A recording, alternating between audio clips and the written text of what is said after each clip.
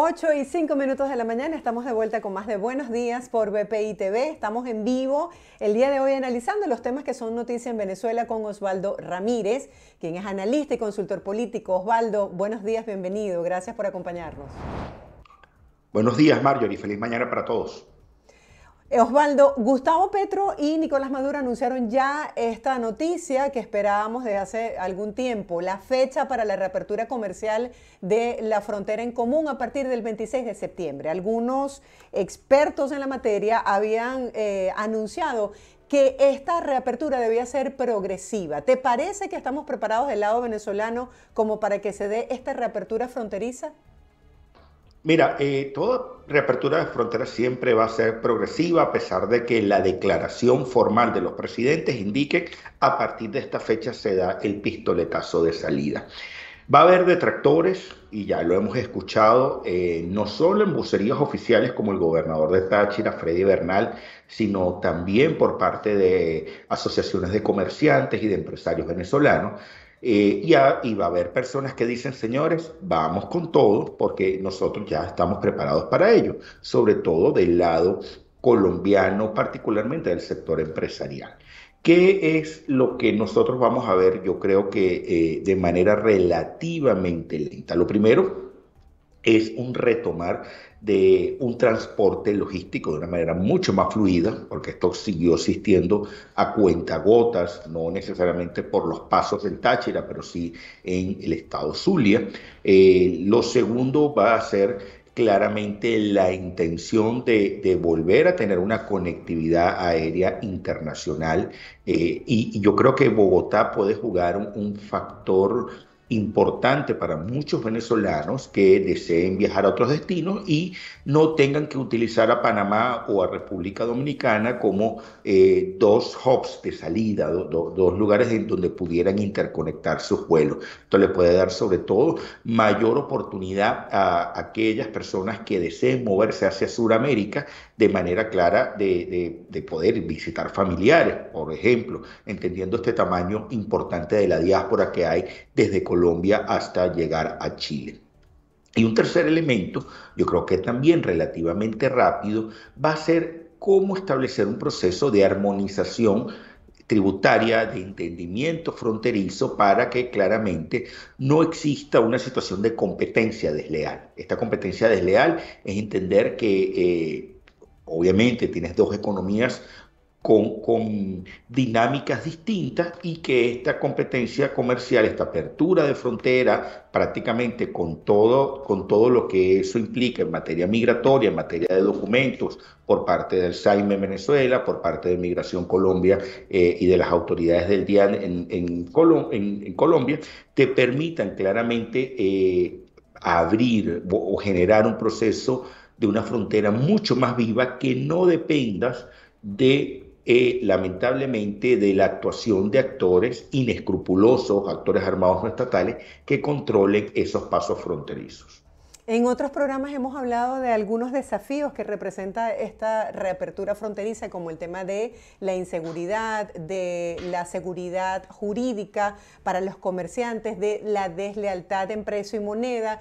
¿Cuáles son, ya cuando estamos a las puertas de esta reapertura, cuáles son esos mayores desafíos que tú ves en este momento?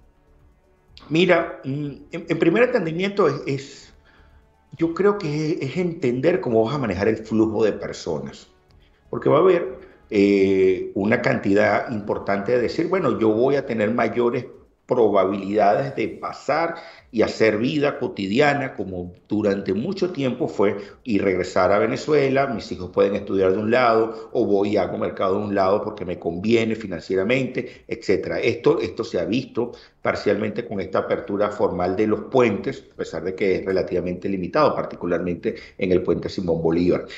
Ese primer gran reto es entender, y sobre todo para Colombia, y viceversa, pero hoy porque el flujo de salida de venezolanos sigue siendo bastante alto, de entender cómo aceptar a venezolanos que puedan pasar la frontera. Y ya, por ejemplo, estás hablando de mecanismos, el pasaporte debe ser sellado, debe tener un permiso especial de permanencia, o la persona debe tener ese carnet transfronterizo que durante mucho tiempo se utilizó. No es que aquí voy a llegar yo y simplemente con mi cédula voy a pasar al otro lado. Creo que aquí van a ponerse unos mecanismos un poco más estrictos de entrada, a pesar de que ese gran sueño de integración latinoamericana, de que tú pudieras viajar prácticamente dentro de Mercosur o dentro de la comunidad andina simplemente con tu cédula, no se ha logrado materializar justamente por los problemas derivados de esta migración forzada. Y yo creo que lo segundo, justamente tú estabas en uno de los puntos más importantes y que ha estado una cantidad importante de actores políticos de oposición hablando desde Colombia, es qué vas a hacer con el papel de los actores, de los grupos armados irregulares, de los grupos armados no estatales, que claramente pueden hacer vida de un lado o del otro, controlar pasos fronterizos o simplemente delinquir en un lado y pasar al otro lado de la frontera o viceversa. Sobre este punto yo creo que va a haber una coordinación, a pesar de que el embajador Benedetti no ha emitido posición al respecto, tampoco el embajador Plasencia ha emitido un tema al respecto. Probablemente esto sea parte de la siguiente etapa de la agenda de coordinación en materia de seguridad, porque no implica solo embajadores, sino también implica a los funcionarios en materia de seguridad y defensa de cada uno de los países. ¿Cuáles son tus miedos como analista, como experto, según tu experiencia? ¿Cuáles son, digamos, las debilidades que tenemos del lado de Venezuela, las expectativas de esta reapertura? Sabemos que es difícil como predecir o pronosticar lo que va a ocurrir, pero según tu experiencia, ¿cuáles son las debilidades que le ves al proceso? Mira, que Maduro decida tener una relación de tirantes con Petro, que Petro decida modificar sus políticas, y eso no le guste a Miraflores, y simplemente Miraflores vuelva a esa situación de una relación muy ácida, muy astringente, porque claramente no estaba fluyendo la cooperación. Ese es el primero, y ya lo vimos en el pasado, lo vimos con Uribe, vimos un periodo de cooperación importante entre Venezuela y Colombia, funcionando con Uribe y Chávez. Eso luego se rompió, en algún momento esperanzas de que funcionara con Santos, luego se rompió, obviamente cero intenciones con Duque, que venía con una agenda más marcada por el conflicto y por tratar de que la comunidad internacional tuviera en Colombia un actor importante para efectos del cambio político en Venezuela.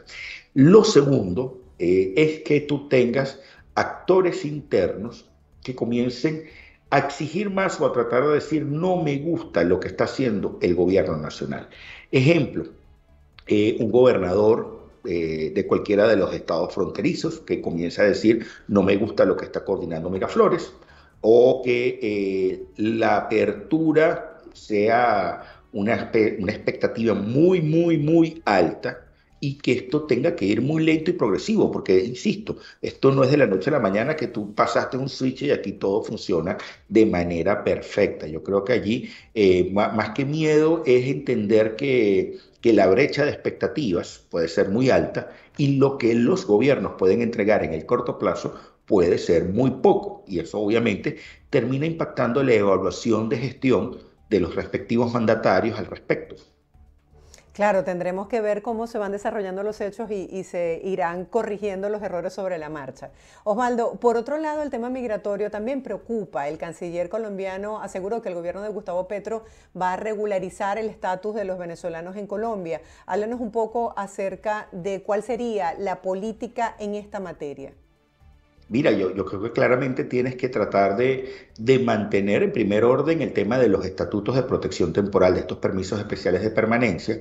Van a ser más estrictos. Me da la impresión que ya se han asomado algunas posibilidades de que estos procesos duren más.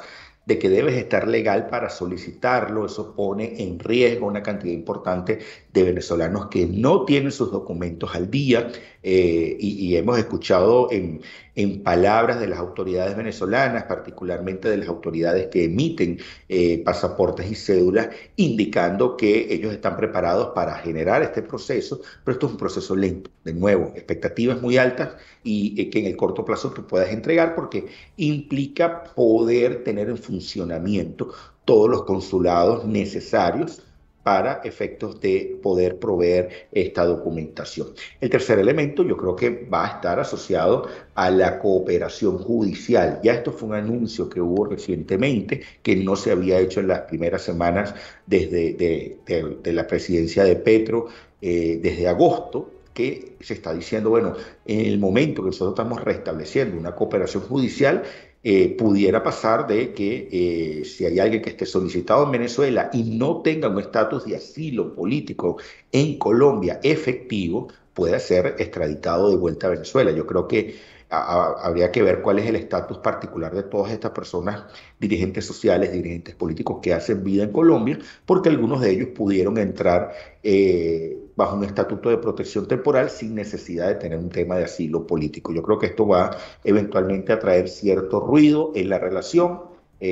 Habrá que ver hasta dónde claramente se anuncia un proceso de persecución política en Colombia a líderes venezolanos.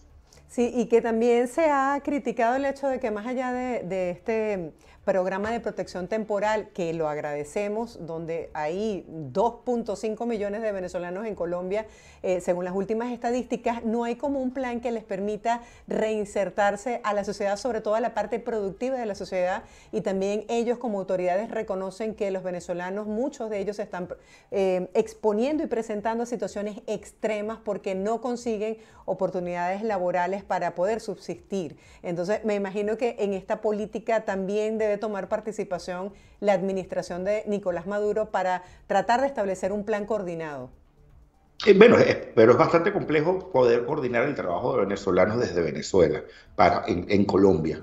Ahora, a mí me preocupa, hay un tema de estigma, hay un tema de crecimiento importante de bandas criminales creciendo. Hubo una declaración de la alcaldesa Claudia López hace unos días sobre temas ligados al Tren de Aragua, sobre temas ligados a una banda llamada Los Maracuchos.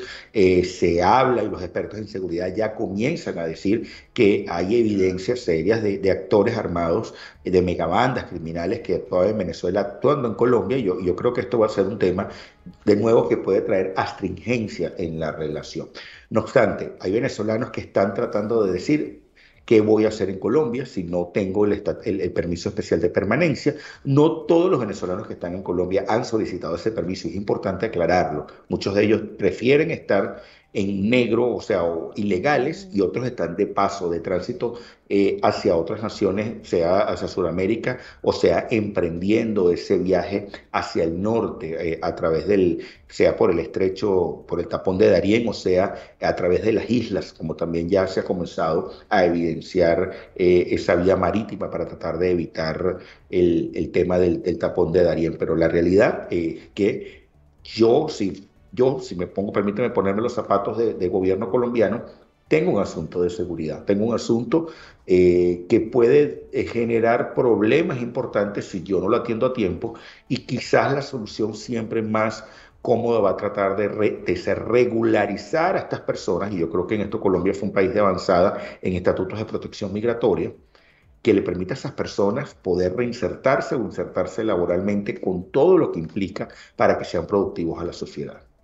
Hay otro tema que tiene que ver, tú lo hablabas anteriormente, con la conectividad, ¿no? La reactivación de los vuelos entre Colombia y Venezuela. El Instituto Nacional de Aeronáutica Civil anunció este restablecimiento de los vuelos. Quisiera que nos hablaras un poquito de cómo era antes el mercado de los vuelos entre Colombia y Venezuela y qué traería esto a futuro, porque la gente lo ve y lo celebra positivamente, porque además de la conexión entre ambas naciones nos permitiría reactivar también la economía.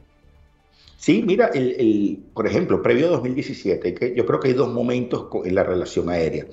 previo a 2017, donde algunas líneas aéreas terminan retirándose por falta de pagos. El caso de Avianca. Avianca tenía al menos 21 frecuencias semanales entre Bogotá y Caracas, incluso llegaba en picos altos, podía llegar a tener muchos más vuelos. Estaba Wingo, estaba LAN, hoy día LATAM junto con otras aerolíneas, y post 2019, en el momento que prácticamente cesan las operaciones por temas de COVID, apenas tú tenías liderando el mercado con operaciones a Avior, tenías a Láser volando, aerolíneas venezolanas, todavía estaba operando Wingo como Colombia, o aerolínea de bajo costo que hacía una ruta a Valencia-Bogotá, y con la expectativa de apertura de nuevas frecuencias a otros destinos, Maracaibo, Barcelona, Barquisimeto, en el caso venezolano, y en el caso colombiano, con vuelos a Medellín, a Cali y potencialmente a Cartagena.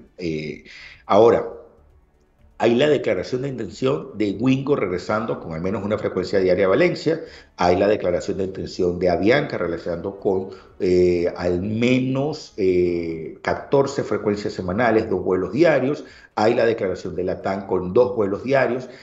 Líneas venezolanas están en proceso de adecuación, pero también han indicado desde Avior, Láser, regresar a Venezuela. Yo creo que entender que tú puedes tener primero un hub de salida, y yo creo que la interconectividad aérea internacional es un factor fundamental para cuando tú analizas los riesgos de un país, y que logres tener otro punto de salida. Yo creo que beneficia al comercio, beneficia al turismo, incluso el turismo que pueda venir de otros lugares para venir a Venezuela, así como también el intercambio comercial. Esto yo creo que va a ser un proceso que probablemente estemos viendo ya en octubre, no creo que sea visto en septiembre, por lo que implica las coordinaciones entre las autoridades aeronáuticas, los aeropuertos, los que manejan los aeropuertos y todo el tema logístico detrás de esos vuelos comerciales o de carga que pueden estar entre diferentes ciudades de Colombia y Venezuela. Por otro lado, Venezuela registró recientemente en un informe 446 conflictos laborales tan solo en el mes de agosto. Esto lo indicó el Instituto de los Altos Estudios Sindicales del país. En medio de esto, vemos en el Nacional un titular donde Nicolás Maduro dice que van a celebrar la victoria en el año 2024 y que además se van a celebrar las elecciones para la Asamblea Nacional, las legislativas y las alcaldías en el 2025. Quisiera que nos brindaras tu análisis sobre estas declaraciones. Mira, en primer lugar, en el tema de la conflictividad social, es el evento de protesta, de conflicto social más alto del año, ¿ok? Nosotros registramos, desde ORC Consultores, llevamos un pulso del tema de la conflictividad. Hemos registrado en agosto solamente más de 515 incidencias de conflicto, siendo los estados más conflictivos Bolívar, ¿ok? Recordando que allí tienes temas importantes desde los sindicatos asociados a todas las empresas básicas de Guayana, con más de 62 incidencias. Luego el estado Sucre con 45, el estado Falcón con 36, Carabobo con 34 y Lara con 33. Esto luego va cayendo de manera progresiva.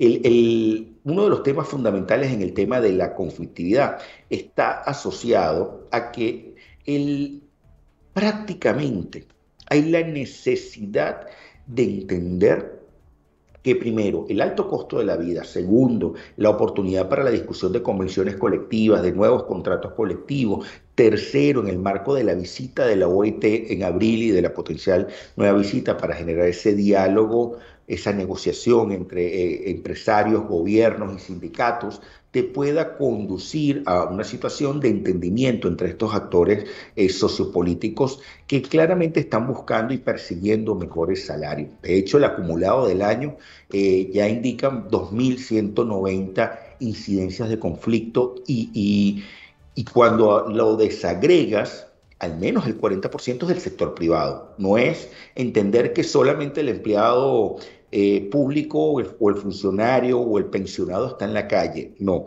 esto trasciende, esto está entrando de manera bastante fuerte, con mucha potencia en el sector privado, que también claramente, ante una situación de variación económica que hemos registrado este año, con 2 picos inflacionarios, el mes de abril y ahora recientemente agosto, como el pico de más inflacionario más alto del año, te lleva a la gente a tratar de exigir mejores reivindicaciones. A esto obviamente se suma un elemento que conversamos en el pasado, hace algunas semanas, que tenía que ver con ese instructivo de la ONAPRE, de la Oficina Nacional de Presupuesto, que generó un proceso de homologación y de destrucción de esos procesos, de esos beneficios que tenían muchos empleados públicos y que claramente avivó más la llama de la conflictividad.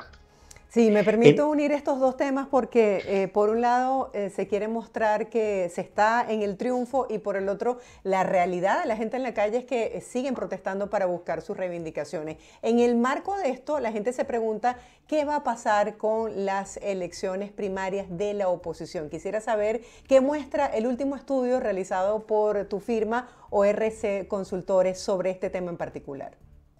Sí, en el Frequency 58, más reciente, el campo fue del 29 de agosto al 5 de septiembre, ¿okay? 1.134 muestras con fiabilidad del 95% y margen de error de 2.6. Cuando se le preguntaba a la gente, ¿está usted dispuesto a participar en las primarias de la oposición? ¿Okay?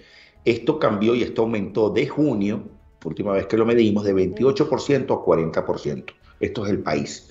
Cuando se ve solo en el clúster de la oposición, esto indica un crecimiento de 46% a 81%, mientras que en el clúster de los no alineados, que es realmente el grueso del país, más de 50% hoy se identifica como no alineado, el clúster de la oposición es cerca de un 30%, en el no alineado está aumentando de 18 a 22%. Aquí, fíjate, me permito conectarlo con la idea de las elecciones generales que me hacías hace un par de minutos. Tú tienes hoy la potencia de que la gente te participe y te escoja un candidato. No está mal que hayas todavía más de 20 precandidatos. Eso no, yo creo que no debe quitarle el sueño a nadie porque estás en un proceso de decantación, de embudo de candidatura, de presentación al país de alternativas. ¿Dónde está la falla? La falla se encuentra en que ya del otro lado del espectro, tu contendor está en campaña dura, está montado en decir, señores, vamos a un ciclo de 2 años, ¿ok? Presidenciales, más legislativas, más un año de precampaña, porque tú no puedes pensar que este pistoletazo de salida es solo en el año 2024. Tú tienes que pensar en el peor escenario posible para la oposición, y es que, como sucedió ya en el 2018, adelantes la fecha de la elección el año 2023, ¿ok? Esto te deja a ti poco tiempo, poco margen, para que un candidato ganador, ¿ok?, logre recorrer el país para lograr atraer a la mayor cantidad de votantes a tu opción de poder. Ahora, además, aquí hay un elemento fundamental. No todo el mundo que hace vida en la oposición va a jugar bajo el mismo paraguas. Yo creo que esto es una idea que puede ser una aspiración de la sociedad, pero no es una realidad del mundo político. Nosotros tenemos identificados al menos 5 coaliciones dentro de que hacen vida o adversan al gobierno. De esas 5, solo 3 tienen potencia para trabajar juntas. Quizás estas 3 puedan atraer a la mayor cantidad de votantes para generar un proceso polarizado entre el PSV y quien resulte ganador de este evento de primarias, para efectos de poder avanzar en ese tema claramente de competencia. No obstante, en temas de primarias te falta mucho camino para llegar, porque todavía no tienes las reglas claras, todavía no sabes la fecha y todavía la gente, a pesar de que dice sí participaría en un evento, falta por ver a quién votaría, porque simplemente se te puede diluir en muchos candidatos la intención de voto, visto que todavía no tienes claro quién puede tener la necesidad de competencia o no con toda la fuerza que se aspira. Tomando en cuenta que queda poco tiempo, pudiésemos hablar de quiénes serían estas 3 organizaciones y por el otro lado, ¿se puede hablar en este momento de las fechas para ambas elecciones? ¿No es el Poder Electoral quien determina esto? Mira, permíteme arrancar por lo último. El Poder Electoral determina que la elección debe hacerse, ¿ok?, en un periodo que claramente le permita a las fuerzas políticas hacer campaña, pero también le permita a él, como organismo electoral, hacer todo lo necesario para la organización de una elección. La Constitución establece solo 2 fechas: la fecha de toma de mandato de la Asamblea Nacional, la fecha de la toma de posesión del presidente de la República. No, la Constitución no establece y ninguna ley establece qué día tiene que hacerse la elección. O sea, si aquí el Consejo Nacional Electoral decide que la elección es en diciembre del año 2023 para tomar posesión en el 2024, no es la tradición, pero pudiera hacerlo sin ningún problema. O sea, no hay limitantes legales más allá de lo que pueda haber. Pues, ojo, estoy navegando en una idea, que mira, hubo un conjunto de ciudadanos que se acercaron, hicieron ante el Tribunal Supremo de Justicia una solicitud de amparo y el Tribunal Supremo de Justicia dice, mira, sí, hay un amparo, suspéndeme ese proceso y pónmelo en otra fecha porque se está violando el derecho de voto del elector o está vulnerando X o Y derecho. Eso es otra historia más política, menos legal en el fondo. ¿Cuánto debe? Si tú tienes una elección presidencial es relativamente sencilla de hacer. O sea, una elección que, ojo, desde el punto de vista técnico, es una elección que puede tomar 3 a 4 meses. Ahora, una mega elección o una elección parlamentaria, una elección de concejales de cargos legislativos suele ser mucho más compleja por el número de circunscripciones que tienes. O sea, es mucho más compleja y tú requieres 5 o 6 meses para poder hacerla. Y en el caso, obviamente, si decidieras hacer una mega elección, en donde si hay un punto legal, ahí hay una ley que establece que la elección municipal no debe concurrir con la de gobernadores. Esto pudieran decir, ya no aplica, pero en algún momento dijeron, esto no puede concurrir y suelen separarlo, al menos en los últimos 2 ciclos electorales las han separado. En relación con las organizaciones políticas, estamos hablando de coaliciones. Ok, una coalición es la Alianza Democrática, que ya la vimos funcionando en el año 2018, en el año 2020 creciendo, en el año 2021 con mucha más fuerza. Otra coalición es la Plataforma Unitaria, ¿ok? Otra coalición que, a pesar de que no tiene un nombre formal, recoge a todos los partidos disidentes del chavismo, que claramente pueden atraer a ciertos actores. Otra coalición, a pesar de que tú tienes la Plataforma Unitaria funcionando bajo un paraguas de 10 organizaciones, la realidad es que dentro de esa Plataforma Unitaria son 2 grupos que claramente están opuestos. Y un quinto grupo es gente que no ha terminado de comulgar con la Plataforma Unitaria, pero no comulga ni con los disidentes del chavismo ni con la Alianza Democrática. Por ejemplo, yo te puedo ubicar allí a un 20 Venezuela, el grupo María Corina Machado, entre otros partidos. O sea, es cómo agrupar circunstancialmente, por intereses, por objetivos, a cada organización política en función de los diferentes intereses que puedan tener en relación con una alianza potencial para una elección o con eventualmente apoyar una candidatura. Lo que sí hoy tú tienes como ruido en el sistema es, y que yo creo que es lo que va a permitir suavizar que muchos de estos grupos se unan o no, es si la primaria es a una vuelta o a 2 vueltas, si la primaria es organizada por el CNE o la sociedad civil.